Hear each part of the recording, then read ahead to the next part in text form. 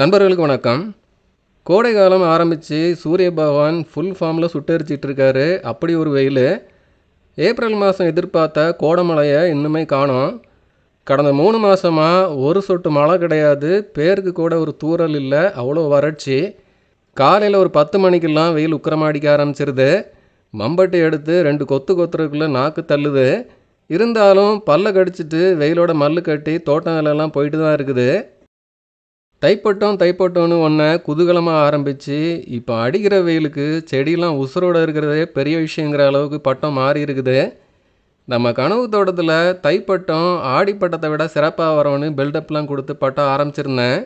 பட்டம் கரை சேர்ந்துதா?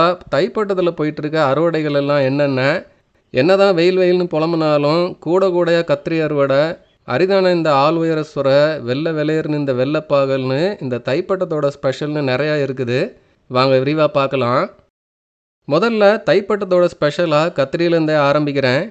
என்னடா கத்திரியெல்லாம் ஸ்பெஷலாக அப்படின்னா, நம்ம தோட்டத்துக்கு கத்திரி ஸ்பெஷல் தான். காரணம், ஆடிப்பட்டத்தில் கொண்டு வரவே முடியாத ஒரு காய்கறி ரகம் இந்த கத்திரி தான். இந்த வெள்ளையை கும்மி அடித்து அப்புறம் அது பரப்பி விடுற சிட்டிலை நோய் ஆடிப்பட்டத்தில் கத்திரியோட கதை எப்போவுமே சோகமாக தான் முடியும். சம்மரில் அடிக்கிற வெயிலுக்கு இந்த வெள்ளையெல்லாம் ஊரை காலி பண்ணிட்டு போயிடும். அதனால் தைப்பட்டத்தில் கத்திரி எப்போவுமே சிறப்பாக வரும். நல்லா யோசித்து பார்த்தா ஒவ்வொரு காய்கறி வளர்ப்புலையும் ஒரு தோட்டம் சார்ந்து பட்டம் சார்ந்து எவ்வளோ வித்தியாசங்கள் இருக்குதுன்னு புரியும். இந்த தைப்பட்டத்துக்கு ஒரு பாத்தி முழுக்க மணப்பாறை கத்திரி, ஒரு பாத்தி முழுக்க நம்ம திருநெல்வேலி ஸ்பெஷல் வெள்ளை கத்திரின்னு 2 பாத்தியில் கத்திரி ஆரம்பிச்சிருந்தேன். அப்புறம் சில மாதத்துக்கு முந்தி கத்திரி நாற்றுகள்லாம் ரெடி பண்ணி எடுத்து வைக்காமல் பிளாஸ்டிக் பாட்டிலே ஒரு செட்டு கத்திரி நாற்றுகள் அப்படியே நின்றுட்டு இருந்துச்சு. நாற்றுகளெல்லாம் மாத கணக்கில் வைக்காமல் முத்தி போயிருந்துச்சு.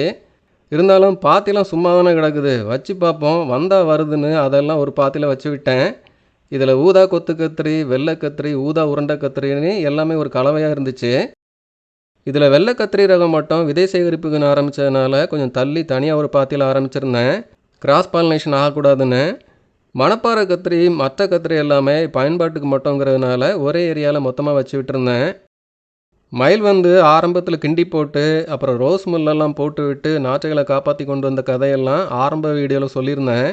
மயில் ஆரம்பத்தில் பண்ண சேட்டைக்கு அப்புறம் அமைதியாகிட்டு கத்திரி செடிகள் எல்லாம் அருமையாக வளர ஆரம்பிச்சுது. எதிர்பார்த்த மாதிரியே கத்திரியில் அருமையான விளைச்சல். 3வது பாத்தியில் ஆரம்பித்த கலவையான கத்திரி ரகங்கள் கூட தேறி நல்ல விளைச்சல் கொடுக்க ஆரம்பிச்சிருக்கு. மணப்பாறை கத்திரி போன சம்மர்லேயும் நல்லா வந்திருந்தது. இந்த வருஷமும் சிறப்பு. பாரம்பரிய கத்திரி ரகங்களில் ஒரு 100 ரகங்கள் சொன்னாலும் நம்ம தோட்டத்துக்கு செட் ஆகிற மாதிரி ஒரு ரகமாக இதை முடிவு பண்ணியிருக்கிறேன்.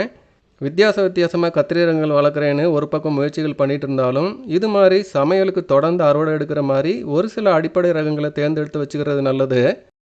கலவை ஆரம்பித்த கத்திரியும் நல்லா வந்திருக்கு. காய்ச்சதுக்கப்புறம் தான் இதெல்லாம் ஆரம்பித்தோமா அப்படின்னு தெரிய ஆரம்பிச்சுது. இதுலேயும் வெள்ளை கத்திரியும் வந்திருக்கு. எனக்கே மறந்து போச்சு.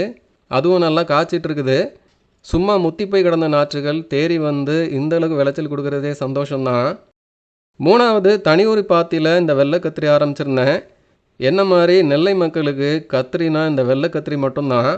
சென்னை, கோவை மாதிரி நகரங்களுக்கு வந்ததுக்கப்புறம் தான் என்னடா இது பச்சை கலர் மஞ்சள் கலர்னு ரகரகமாக கத்திரி இருக்குன்னே தெரியும்.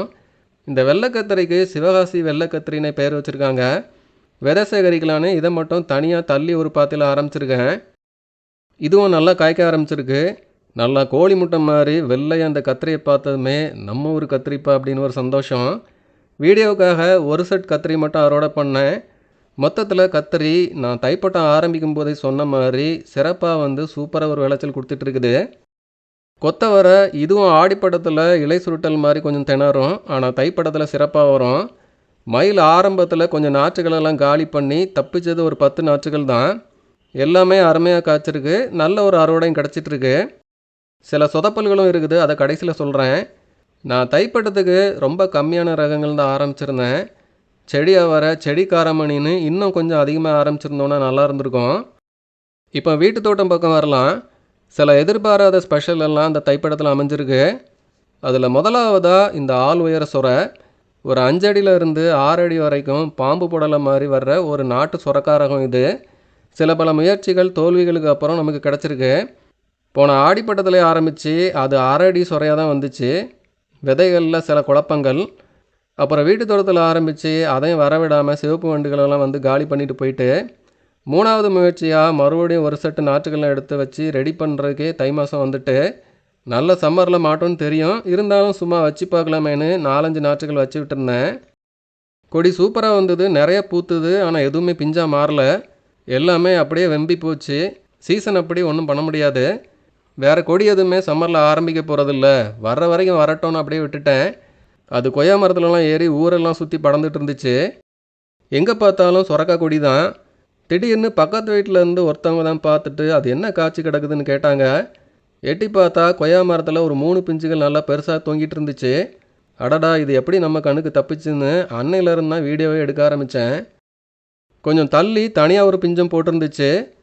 மொத்தமாக 4 பிஞ்சுகள். இப்படி ஊர்பட்ட ஏரியா படர்ந்துருந்தாலும் அடிக்கிற வெயிலுக்கு இந்த 4 காயாவது கொடுத்துருக்கே அப்படின்னு ரொம்ப சந்தோஷம். நிறைய பேர் இதை பார்த்துட்டு இது என்ன புடலை மாதிரி இருக்குது, ஆனால் புடலை மாதிரியும் தெரியலையே அப்படின்னு கன்ஃபியூஸ் ஆகிடுறாங்க. எல்லாருமே இது சொரக்கான்னு சொன்னால் ஆச்சரியமாக பார்க்குறாங்க. கொஞ்சம் கைகள்னாலும் சொரக்காய் ஒரு 4-4.5 அடி நீளத்தில் பார்க்குறதுக்கு பிரம்மாண்டமாக இருக்குது. இன்னுமே வளர்ந்துட்டு தான் இருக்குது. எப்படியும் ஒரு 5 அடி நீளம் வந்துடும்னு நினைக்கிறேன். எல்லா காய்களையுமே விதைக்குன்னே விட்டுட்டேன்.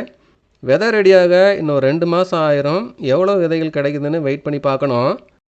தைப்பட்டத்தில் மாதம் ஒரு விளைச்சல்னால் இது தான். வர ஆடிப்பட்டத்தில் கனவு தோட்டத்தில் இதை ஆரம்பித்து தனி ஒரு வீடியோவாக கொடுக்கலான்னு இருக்கிறேன். இன்னொரு ஸ்பெஷல் இந்த வெள்ளைப்பாகல். வெள்ளைப்பாகல் பொதுவாக இளம் பச்சையாக தான் வரும், ஆனால் இந்த பாகல் நல்லா வெண்ணிலா நேரத்தில் நல்ல வெள்ளையாக வர்ற ஒரு ரகம்.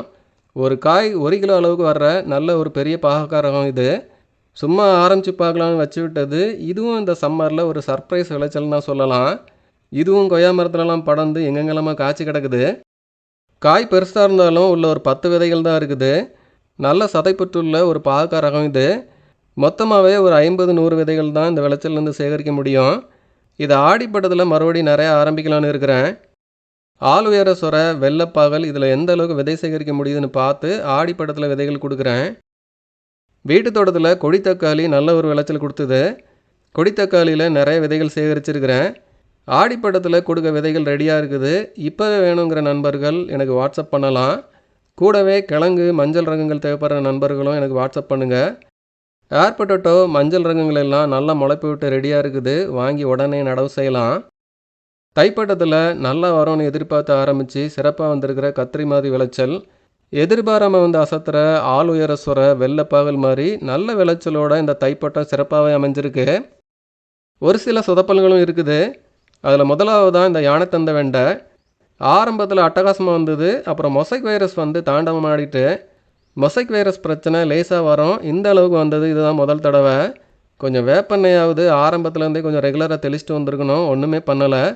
மொத்த செடியுமே காலி. வெண்டைக்காயே வெளியேறி போயிட்டு கடைசியில் வேறு வழியே இல்லாமல் மொத்த செடியுமே பிடுங்கி தூர போட்டாச்சு.